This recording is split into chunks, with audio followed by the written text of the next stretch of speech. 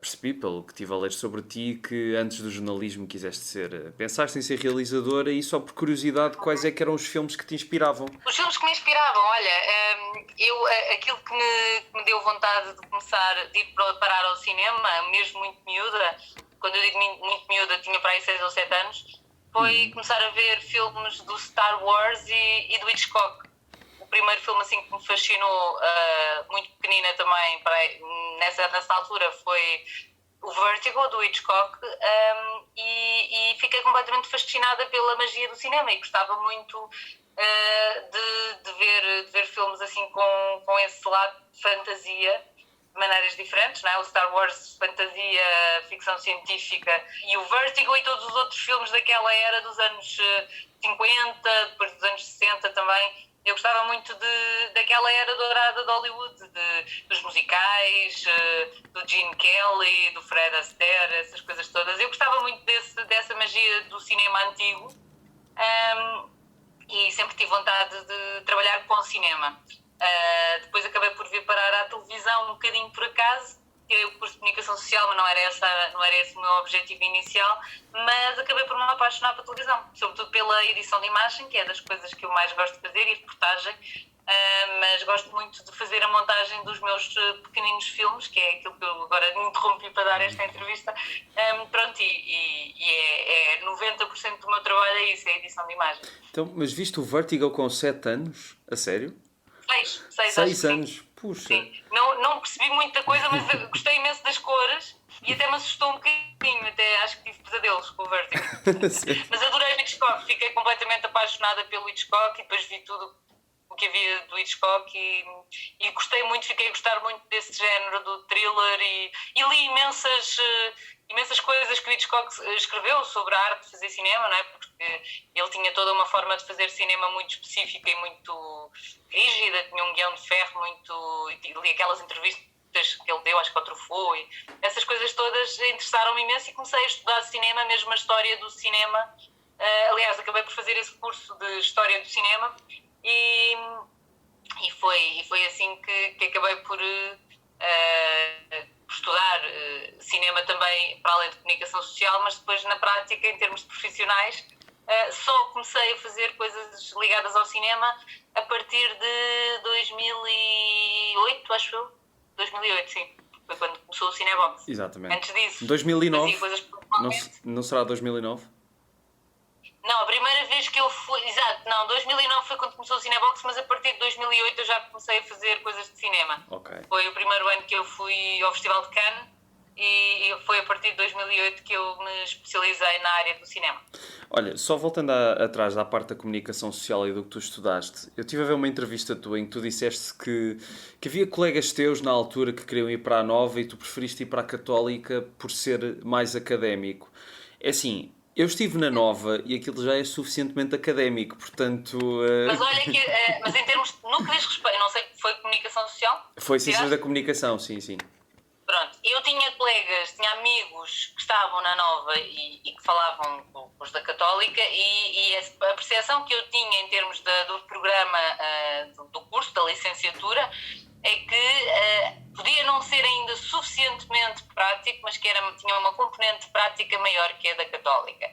Eu, como fui para o curso de Comunicação Social, não para me tornar jornalista, mas porque queria ter uma licenciatura que tivesse uma bagagem cultural o mais abrangente possível, eu achei que Comunicação Social era perfeito porque ali aprendia-se tudo. A Católica tinha cadeiras de Direito, de Economia, de Sociologia, tinha Línguas, tinha História, Política...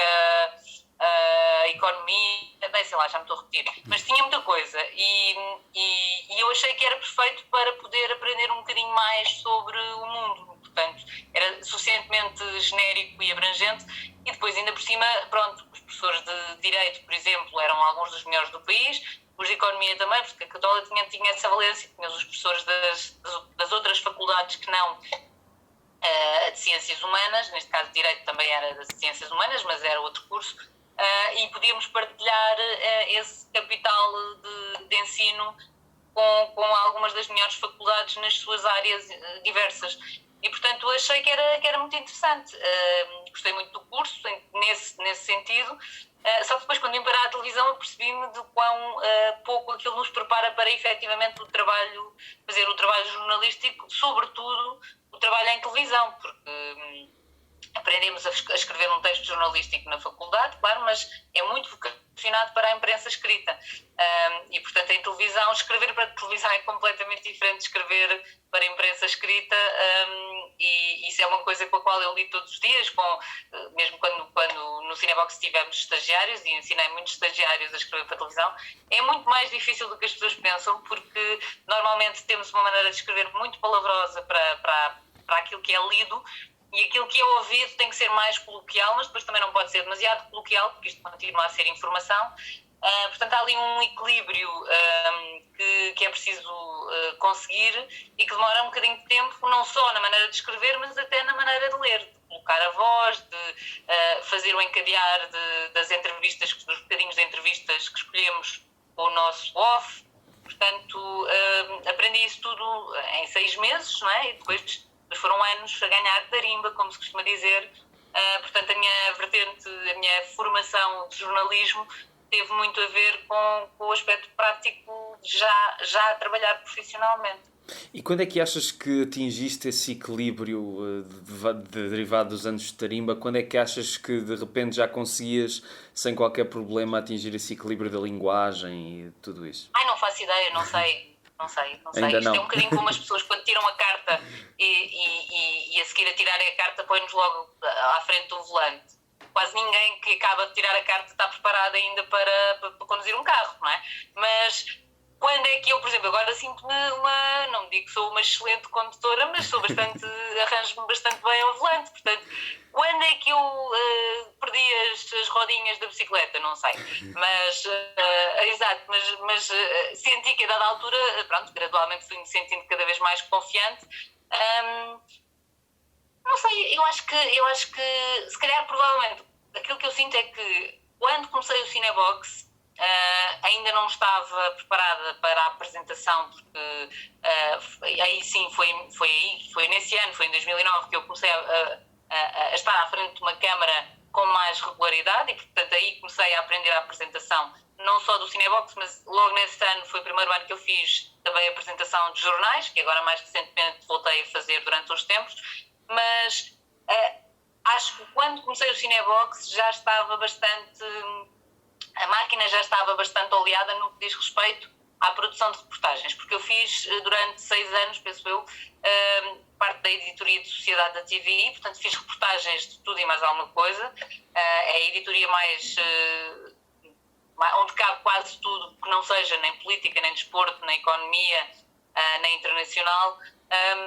Portanto, fiz muita coisa diferente, e isso dá uma grande tarimba, não é? Dá uma grande prática para conseguirmos escrever sobre tudo. E depois, também é uma coisa interessante, é que a informação diária que eu fiz durante muitos anos, não é? Hoje continuo a fazer também coisas para a informação diária. Aliás, aquilo que eu estou a fazer agora é suposto entrar agora no Jornal das 8. Não sei se vai entrar ou não, porque estas coisas depois é aquilo que as pessoas também não sabem. Nós fazemos as peças, mas depois, entretanto, conforme o tamanho do jornal e se há um direto que estica mais um bocadinho, as coisas podem entrar ou não. Quando vamos fazer reportagens, perguntam sempre quando é que isto vai passar, e nós dizemos, olha, eu acho que é neste dia, mas não tenho a certeza, não é? Porque isto não é uma coisa rígida, a informação tem que ser sempre uma coisa fluida, porque há coisas de última hora, há coisas que vão mudando ao longo do jornal, e é por isso que o jornal acontece em direto, senão era gravado. E a ideia é ser uma coisa que está constantemente a ser atualizada e que está constantemente em mudança. Mas eu penso que nessa altura, portanto, podia dizer que em 2009, já me sentia completamente à vontade para fazer as reportagens, para montar, mas pronto, mas eu provavelmente antes disso, porque eu já fiz, tive uma altura em que fiz grandes reportagens também para a sociedade e que gostei muito de fazer, foi das fases que me fizeram sentir mais realizada com o meu trabalho, mas ao longo destes 10 anos de Cinebox que se seguiram, portanto, de 2009 a 2019, que foi praticamente só o Cinebox que eu fiz, e tudo o que era cinema, não é? Há 1 ano e meio, mais ou menos, que foi quando eu comecei a fazer outra vez jornais, também me deu outra vez um novo boost, e eu, por acaso, gosto imenso desta coisa de continuar sempre ao longo da carreira a aprender coisas novas e a ir mudando de registros e ir afinando cada vez mais aquilo que eu sou capaz de fazer. Portanto, isso é uma coisa que é das coisas que mais me agrada no meu trabalho, é poder aprender todos os dias um bocadinho mais. Sim, e quando deixares de aprender, se calhar também deixas de entusiasmar, não é? Pelo que fazes. Pois, por isso é que não posso deixar de aprender. É exatamente essa a minha filosofia. Tenho que estar sempre a tentar aprender a fazer coisas novas, a aprender e a ensinar, que também é uma coisa que eu gosto muito de fazer. Eu não sou professora, ao contrário de uma data de colegas meus, mas não sou porque não tenho mesmo tempo. Por acaso era uma coisa que um dia se calhar gostava de experimentar, mas tenho ensinado muita gente que tem vindo parar aqui à TVI, a estagiar, e às vezes já não a estagiar, mas ainda são muito verdinhos, e tenho ajudado com todo o gosto as pessoas a conseguirem desenvolver o seu potencial como jornalistas. Muito bem. E dessas grandes reportagens que chegaste a fazer para a sociedade, fala-me aí de uma que te tenha marcado especialmente, já agora. Olha, eu falo sempre do nascimento da lontra, porque foi um dos filhos da Amália e do Eusébio, das lontras do Oceanário, que ainda eram vivos na altura, as lontras que surgiram logo na altura da Expo 98. A reportagem foi uns anos depois, não foi a primeira cria da Amália, porque essa ainda há pouco tempo fez anos e ainda é viva. A cria que foi alvo da nossa reportagem, entretanto, acabou por morrer, precisamente porque as lontras do Pacífico têm uma taxa de mortalidade infantil muito grande, mas foi fantástico termos conseguido filmar, portanto, gravar a imagem do parto da Amália, porque na altura, segundo me disseram os biólogos do Oceanário, tinham acabado mesmo de vir de uma conferência de biólogos marinhos em Seattle, ainda não tinha sido gravado em lado nenhum no mundo o nascimento de uma lontra do Pacífico, porque elas tinham a capacidade de retardar a hora, o momento do parto, ou seja, eles têm um período de gestação mínimo e depois disso a lontra é que decide quando é que entra em trabalho de parto e pode demorar dias. E o que eles fazem é normalmente escolhem um momento, normalmente é de noite, escolhem um momento em que estão sozinhos, muitas vezes escondem-se. O habitat das lontras do Oceanário tem umas cavernazinhas ou uns recantos na rocha onde elas conseguem ficar escondidas e é muito difícil fazer imagens. Também não é viável quando, por exemplo, usam os mergulhadores com câmaras subaquáticas, porque depois ela se vê que não está sozinha, não entra em trabalho de parto. E nós fomos experimentar, não estávamos assim com muita esperança, pensámos, olha, vamos ver se temos sorte. Estivemos lá várias noites no Oceanário, que sabíamos que ia acontecer de noite, havia uma grande probabilidade de acontecer de noite, e ao fim de várias noites, não me lembro já quantas, de repente começa a acontecer. Até pensámos que nós estamos aqui a ter uma ilusão óptica, porque estávamos a olhar para a água há tanto tempo, e ainda por cima com uma câmara de infravermelhos, mas de repente lá nasceu uma lontrazinha e foi incrível. Estava só eu e a camerawoman que estava a trabalhar comigo, a Paula Fernandes. Estávamos as duas sozinhas no habitat do Oceanário com umas mantinhas e uma câmara de infravermelhos e de repente, olha, ela está a ter um bebê. E fomos as primeiras a ver essa cria da lontra, porque estava, entretanto, começa a nascer o sol, isto foi já de madrugada, e antes de toda a gente chegar ao Oceanário, logo às, não sei, deviam ser umas 5 e tal, 6 da manhã,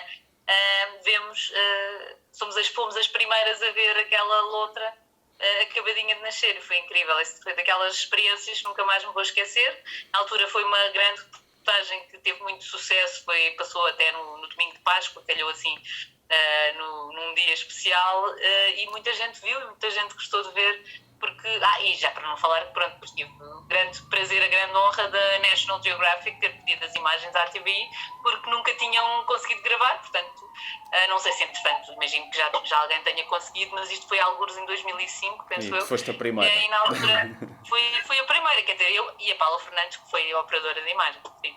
Muito bem. E como estavas a dizer, e também já tinhas referido várias vezes, que gostas de estar na sala de montagem porque te fazes os teus pequenos filmes, e é um bocado, eu penso que também tu quando eras mais pequena e querias ser realizadora, por um lado não quiseste ir para o conservatório porque não tinhas aquela bagagem, ou desejavas que precisavas ter aquela bagagem, e hoje tens uma bagagem, quer dizer, histórias para contar não te faltam. Sim, tenho, mas ainda não tive tempo para me dedicar. As pessoas já me perguntaram, mas porquê é que ainda não fizeste nenhum filme? É muito complicado. Tempo e o país em que estamos, não é? É muito absorvente, o trabalho é muito absorvente. Eu tenho também a questão, o lado pessoal eu sou cuidadora da minha mãe, que tem Alzheimer, apesar dela nesta altura não viver comigo, já viveu comigo e mesmo não vivendo ocupa muito tempo de trabalho, de coisas que eu tenho que fazer, e eu tento visitá-la o mais possível. Agora durante o confinamento não foi possível, mas neste momento já volta a ser, e é uma coisa que ocupa mesmo muito tempo. Portanto, um dia destes eu gostava de poder ter uma vida um bocadinho mais calma e se calhar atirar-me para um projeto assim, mas eu não tenho a aspiração de me tornar uma realizadora profissional. Gostava de fazer isto como aquilo que as pessoas costumam dizer, que não quero morrer sem escrever um livro, eu não quero morrer sem fazer um filme. Portanto, um dia destes vou fazer. Sim, eu estava mais a partir do cenário hipotético de não tendo o trabalho que tens e a situação da tua mãe, e também se calhar não vivendo neste país que, a nível de oportunidades, muitas vezes no cinema são o que são, não é? E tu se calhar conheces muito bem isso. Já é mais complicado, mas eu não sei, eu gostava de fazer, por exemplo, um documentário ou uma curta-metragem. Se fosse de ficção seria uma curta, mas gostava muito também de fazer um documentário, porque lá está, eu acho que é o mais parecido com a experiência que eu tenho em televisão. A linguagem não é que seja semelhante, mas tem muitas coisas em comum.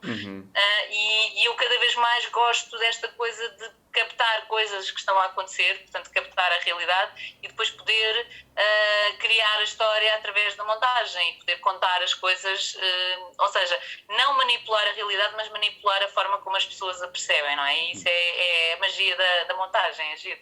E pensaste... é isso que me entusiasma Desculpa, diz no isso. cinema. Não, desculpa, este delay às vezes faz isto. É verdade. E para esse documentário hipotético tinhas pensado em algum tema específico? Ai, não sei.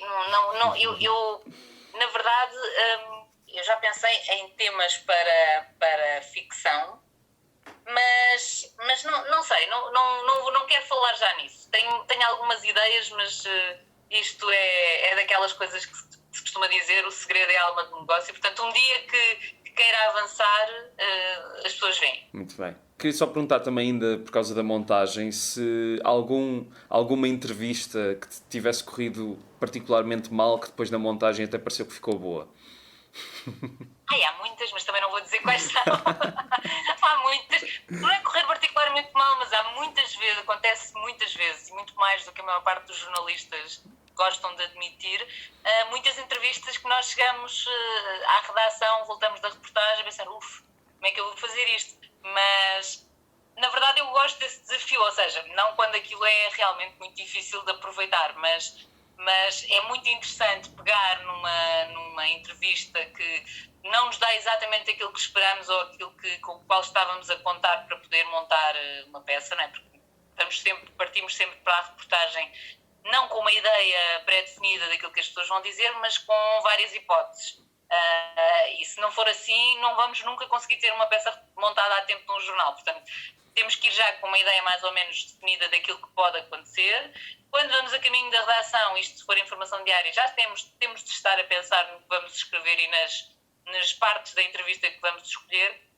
Mas depois, na verdade, acho que aquilo que efetivamente conta é quando chegamos ao computador de montagem e pegamos o computador assim, como este está aqui atrás de mim, chegamos ao computador de montagem e ouvimos as coisas e cortamos e vemos exatamente, ok, isto funciona bem com isto, esta boca, esta frase que ele ou ela disse vai funcionar bem com esta descrição da minha parte, no meu off, e depois aí, às vezes, não é tanto o que eles dizem, mas a criatividade que nós temos para poder enquadrar o que eles dizem, porque às vezes coisas que estamos durante a entrevista a ouvir e até nos parecem, ok, isto é muito interessante, mas depois vamos ver e se calhar a pessoa disse aquilo durante demasiado tempo e, portanto, não conseguimos cortar de forma a que seja eficaz na peça.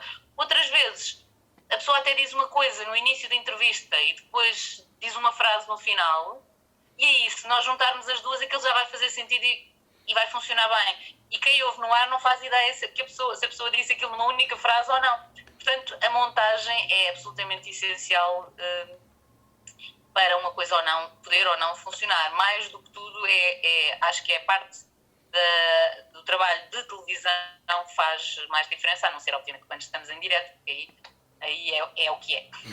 Em direto já devem ter acontecido umas boas também.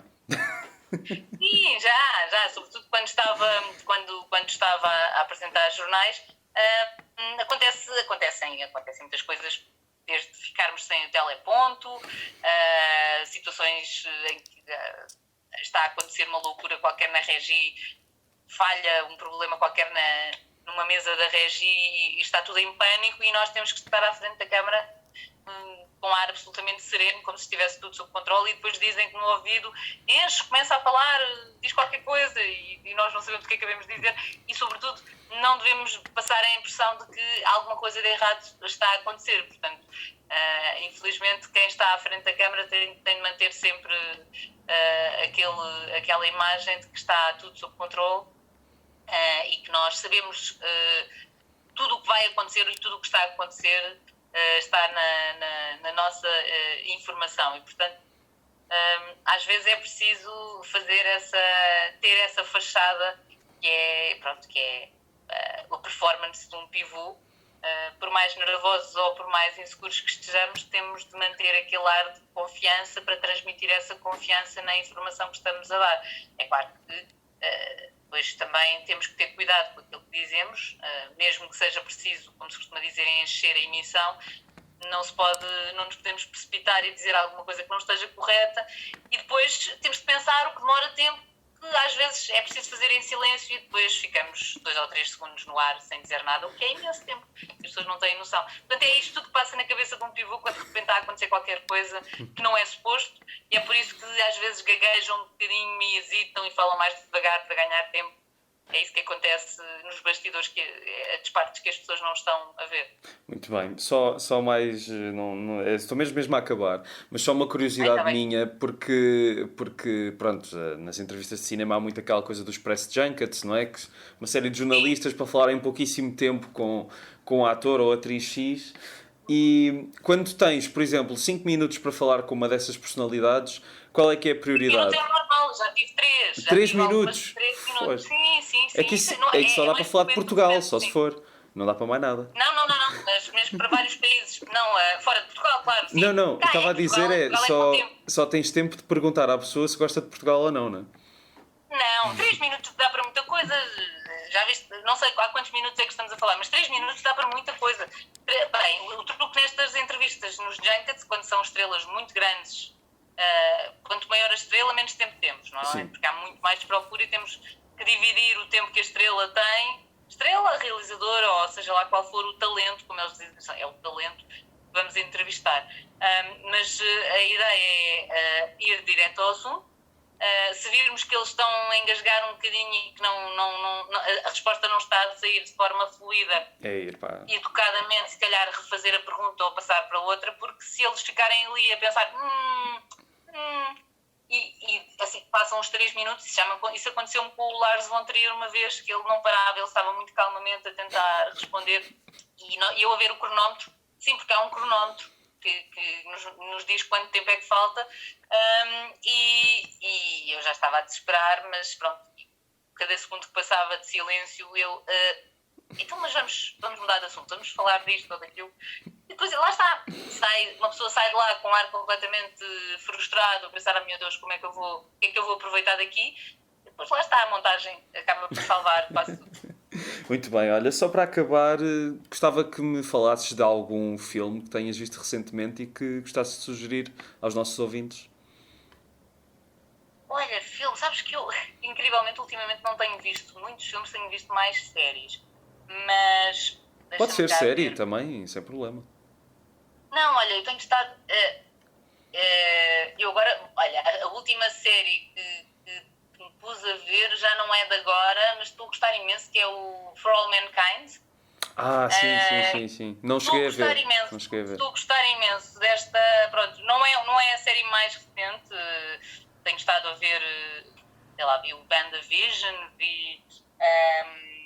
gosto dessas séries da Marvel, ainda não vi nada do Soldado do Inverno, mas não sei, olha... Desculpa, estou com a cabeça um bocadinho perdida, porque estou com a cabeça metida estou a fazer uma peça sobre a nova Cruella, e portanto agora só penso na Cruella. Estava ali com os 101 Dálmatas a ir buscar as imagens antigas do filme de 1961 e agora não me consigo lembrar de mais nada, peço desculpa. Não faz mal. Mas é assim, posso dizer, não de filmes recentes, mas dos filmes que eu mais gosto, são normalmente filmes, gosto muito de filmes de ficção científica. Um dos meus filmes preferidos é o Blade Runner, o original, não o novo. O Blade Runner 1946, não é? Gostei bastante, mas pronto, para mim Blade Runner só há um. Sou muito fã desses primeiros filmes do Ridley Scott, também gosto muito do Alien, ainda por cima saiu no ano em que eu nasci, portanto acho que é um filme fantástico. O Alien, primeiro, para mim é o melhor de todos, apesar de reconhecer grandes qualidades ao resto da saga, gosto muito.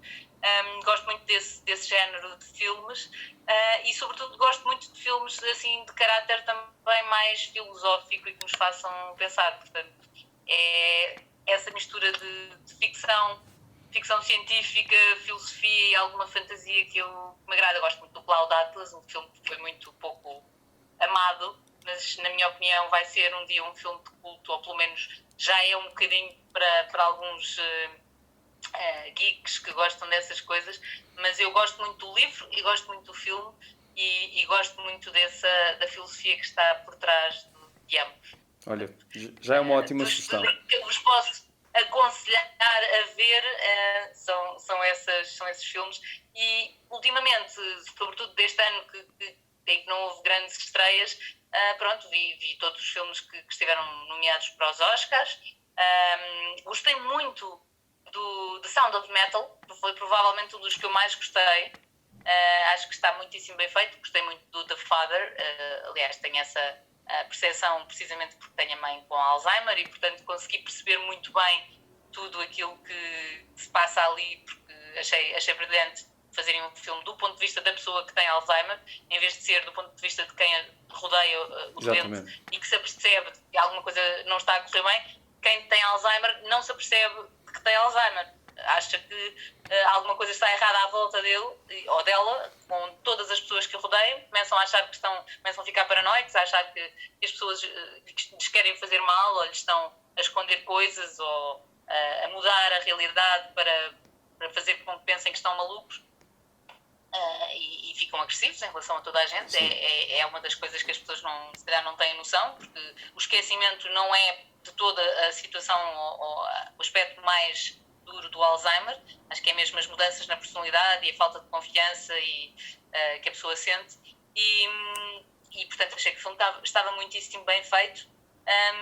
E achei o Oscar do Anthony Hopkins foi merecido, quanto mais não seja por ser o senhor que é, não é? Claro. Acho que merece o Anthony Hopkins, merece sempre um Oscar.